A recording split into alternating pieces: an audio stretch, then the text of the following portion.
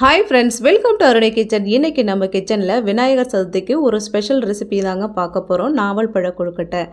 இதுக்கு நான் ஒரு 15 நாவல் பழம் எடுத்திருக்கேன். ஒரு கப்பு அரிசி மாவுக்கு இந்த ஒரு 15 நாவல் பழம் கரெக்டாக இருக்கும். ரொம்ப அதிகமாக எடுத்துட்டிங்கன்னா நாவல் பழத்தில் இருக்கிற அந்த புளிப்பு தன்மை கொழுக்கட்டையில் தெரியும். அதுக்காக கொஞ்சம் கம்மியாகவே எடுத்துக்கோங்க. நாவல் பழுத்து இருக்கிற அந்த கொட்டையை எடுத்துட்டு அந்த சதை பகுதியை மட்டும் எடுத்துக்கலாம். இந்த கொட்டையை அப்படியே தூக்கி போட்டுறாதீங்க. நல்லா காய வச்சுட்டு பொடி பண்ணினா சுகர் பேஷண்ட்டுக்கு ரொம்பவே நல்லது. அந்த சதை பகுதியை மட்டும் ஒரு மிக்ஸி ஜாரில் சேர்த்துட்டு கொஞ்சமாக தண்ணி சேர்த்துட்டு அரைச்சி எடுத்துக்கலாம். நிறைய தண்ணி சேர்த்துறாதீங்க. கொஞ்சமாக ஒரு 2 ஸ்பூன் அளவுக்கு தண்ணி சேர்த்தா போதும்.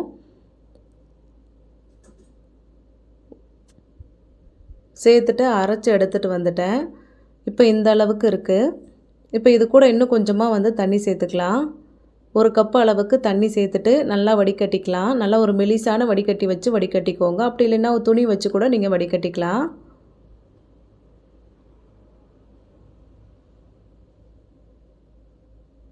நீங்கள் இதை வடிகட்டாமல் அதை அப்படியே போட்டு நம்ம ஜூஸோடு கொதிக்க வச்சோம்னா இந்த திப்பியாக இருக்குல்ல, அது கொழுக்கட்டை மேலே தெரியும். அதுக்காக நல்லா வடிகட்டிக்கோங்க. இப்போ இந்த நாவல் பழ ஜூஸை ஒரு கப்பு இருக்குது. இது கூட ஒரு அரை கப்பு தண்ணி சேர்த்துக்கிறேன். மொத்தம் 1.5 கப்பு. ஒரு கப்பு மாவுக்கு 1.5 கப்பு தண்ணி கரெக்டாக இருக்கும். ஒரு 1/4 ஸ்பூன் நெய் சேர்த்துட்டு தேவையான அளவு உப்பு சேர்த்துக்கலாம்.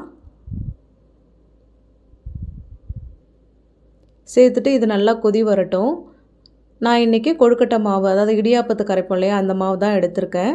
நீங்கள் கடையில் வாங்கின அரிசி மாவாக இருந்தால் வானலில் போட்டுட்டு ஒரு 2 நிமிஷம் நல்லா வறுத்ததுக்கப்புறமா நீங்கள் சேர்த்துக்கிட்டீங்கன்னா நல்லா கொழுக்கட்டை நல்லா உங்களுக்கு சாஃப்டாக வரும். இப்போ கொதி வந்ததுக்கப்புறமா மாவை சேர்த்துட்டு நல்லா கலந்துக்கோங்க. கடைசியாக ஒரு 1/4 ஸ்பூன் நெய் சேர்த்துட்டு அப்படியே மூடி வச்சிடலாம். இது கொஞ்சம் நல்லா ஆறட்டும். வானலில் 3/4 கப்பு அளவுக்கு வேர்க்கடலை எடுத்திருக்கேன். வேர்க்கடலை நல்லா வறுத்து எடுத்துக்கலாம். வேர்க்கடலை நல்லா மீடியம் ஹீட்டில் வச்சு அதோடைய கலர் நல்லா சேஞ்ச் ஆகி வந்திருக்கு பாருங்கள். இந்த அளவுக்கு வர வரைக்கும் நல்லா வறுத்து எடுத்து இதை ஒரு பிளேட்டில் மாற்றிக்கலாம். நல்லா ஆறுனதுக்கப்புறமா அதோட தோலை எடுத்து வச்சுக்கலாம். இப்போ அதே வானலில் 1/4 கப்பு கருப்பு எள்ளு சேர்த்துட்டு இதையும் நல்லா வறுத்து எடுத்துக்கோங்க. அடுப்பு சிம்மில் இருக்கட்டும். எள்ளை வறுத்துட்டு இதையும் இன்னொரு பிளேட்டில் மாற்றிக்கோங்க. தேங்காய் துருவல் எடுத்திருக்கேன். அரை கப்பு தேங்காய் துருவல் எடுத்திருக்கேன். அடுப்பு சிம்மிலே வச்சுட்டு தேங்காயில் இருக்கிற அந்த ஈரப்பதம் போகிற அளவுக்கு நல்லா வறுத்து எடுத்துக்கோங்க. நல்லா இந்த அளவுக்கு உதிரி உதிரியாக இருக்குது பாருங்கள். இப்போ இதை ஒரு பிளேட்டில் மாற்றிட்டு வேர்க்கடலை இருக்கிற தோலெல்லாம் எடுத்து வச்சுருக்கேன். இப்போ இது ஒரு மிக்ஸி ஜாரில் சேர்த்துக்கலாம். வேர்க்கடலை சேர்த்ததுக்கப்புறமா எள்ளு வறுத்து வச்சோம் இல்லையா, அதையும் சேர்த்துட்டு இது ரெண்டையும் இப்போ பொடி பண்ணிக்கலாம். இது கூடவே ஒரு 3 ஏலக்காய் சேர்த்துக்கோங்க. சேர்த்துட்டு நல்லா பொடிச்சு எடுத்துக்கலாம். ரொம்ப நைஸாக பொடிச்சிக்காமல் கொஞ்சம் கொர கொரன்னு இருக்கிற அளவுக்கு பொடிச்சு எடுத்துக்கலாம். இப்போ இந்த அளவு இருக்குது. இதை ஒரு பாத்திரத்தில் மாற்றிக்கிறேன். இப்போ அதே மிக்ஸி ஜாரில் வறுத்து எடுத்து வச்ச தேங்காய் துருவலையும் சேர்த்துடுறேன். இது கூட ஒரு அரை கப்பு வெல்லம் சேர்த்துக்கோங்க. சேர்த்துட்டு நல்லா பொடிச்சு எடுத்துக்கலாம்.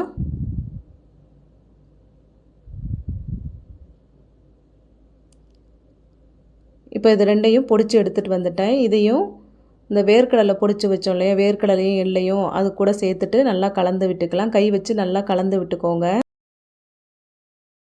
இப்போ கொழுக்கட்டைக்கு பூரணம் ரெடி ஆகிடுச்சு. இப்போ மாவை ஒரு பிளேட்டில் நல்லா மாற்றிட்டு நல்லா கை வச்சு பிசைஞ்சு எடுத்துக்கலாம். கையில் ஒட்டுச்சுன்னா கொஞ்சமாக கையில் நெய்யோ எண்ணெயோ தடவிட்டு பிசைஞ்சு விட்டுக்கோங்க. நல்லா இந்த அளவுக்கு பிசைஞ்சதுக்கப்புறமா இப்போ கொழுக்கட்டை நம்ம செஞ்சிடலாம். கொழுக்கட்டைக்கு நிறைய அச்சு இருக்குது. உங்களுக்கு எந்த அச்சு ஈஸியாக இருக்கோ அதில் செஞ்சுக்கோங்க. இந்த மாதிரி நிறைய அச்சு கிடைக்கிது. இப்போலாம் அரிசி மாவு வாங்கினாலே கொழுக்கட்டைக்கு அச்சு கூட ஃப்ரீயாக தராங்க. எனக்கு வந்து இந்த பூண்டு அச்சு ரொம்ப வந்து பிடிக்கும். அதனால் நான் இதில் செஞ்சுக்கிறேன். நெய் வந்து கொஞ்சமாக வந்து அந்த கொழுக்கட்டை அச்சு உள்ளார தடவிட்டு கொஞ்சமாக மாவு எடுத்துக்கோங்க. மாவு எடுத்துட்டு நல்லா வந்து உருண்டையாக உருட்டிட்டு அதுக்குள்ளார வச்சு விரலால் நல்லா அழுத்தம் கொடுக்கணும். நான் இப்போ வீடியோவில் காமிக்கிறேன் பாருங்கள். அந்த அளவுக்கு நல்லா நல்லா அந்த கொழுக்கட்டைக்குள்ளார அந்த அச்சுக்குள்ளார நல்லா அழுத்தம் கொடுத்து கை வந்து ஒட்டுற மாதிரி இருந்துச்சுன்னா நெய் கொஞ்சமாக தடவிட்டு நல்லா வந்து அழுத்தி எடுத்துக்கோங்க. இப்போ நல்லா அழகாக இருக்குது பாருங்கள். இதுக்குள்ளார பூரணத்தை வச்சுக்கலாம்.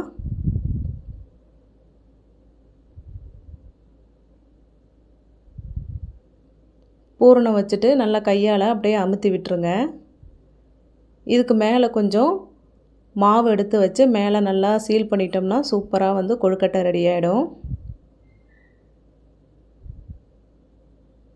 கொஞ்சமாக மாவு எடுத்தால் போதும். எடுத்துட்டு இப்போ நான் காமிக்கிறேன் பாருங்கள். அது மாதிரி நல்லா வந்து உள்ளே வச்சு அழுத்தி விட்டுக்கோங்க. அச்சு இருந்ததுன்னா இந்த மாதிரியும் செய்யலாம். அச்சு இல்லைன்னா எப்படி கையால் செய்கிறது அப்படின்றதையும் காமிக்கிறேன். நல்லா அழகாக கொழுக்கட்டை சூப்பராக வந்திருக்கு பாருங்கள். இப்போ அச்சு இல்லைன்னா எப்படி ஈஸியாக கையாலே வந்து கொழுக்கட்டை செய்கிறது அப்படின்றதையும் காமிச்சிடுறேன். கொஞ்சமாக மாவு எடுத்துகிட்டு இப்படி விரலாலே நல்லா வந்து தட்டையாக வர அளவுக்கு நல்லா வந்து இப்படி தேய்ச்சி எடுத்துக்கலாம். இப்போ இதுக்குள்ளார பூரணத்தை வச்சுட்டு இப்போ நான் வீடியோவில் காமிக்கிற மாதிரியே சின்ன சின்னதாக நல்லா மடித்து விட்டுக்கோங்க. மோமோஸ்க்கெலாம் செய்வோம்ல, நல்லா அது மாதிரி மடிச்சுட்டு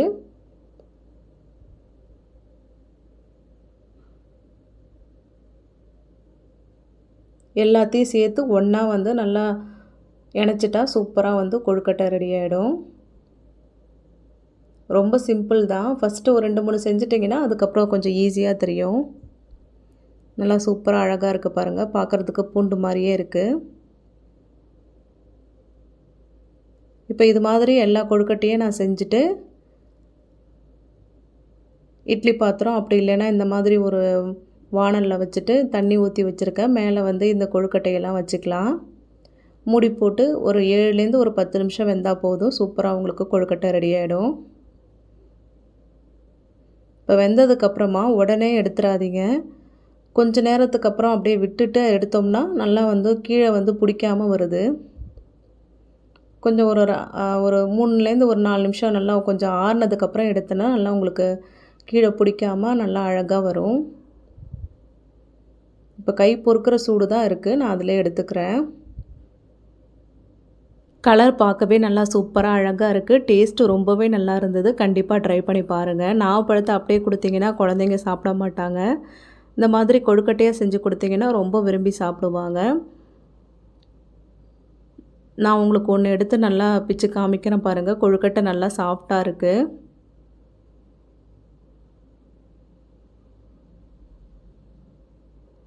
இந்த நாவப்பழ கொழுக்கட்டை ரெசிபி உங்களுக்கு பிடிச்சிருந்ததுன்னா லைக் பண்ணுங்கள், ஷேர் பண்ணுங்கள். மறக்காமல் அருணை கிச்சனுக்கு சப்ஸ்கிரைப் பண்ணிவிடுங்க. Thank you friends.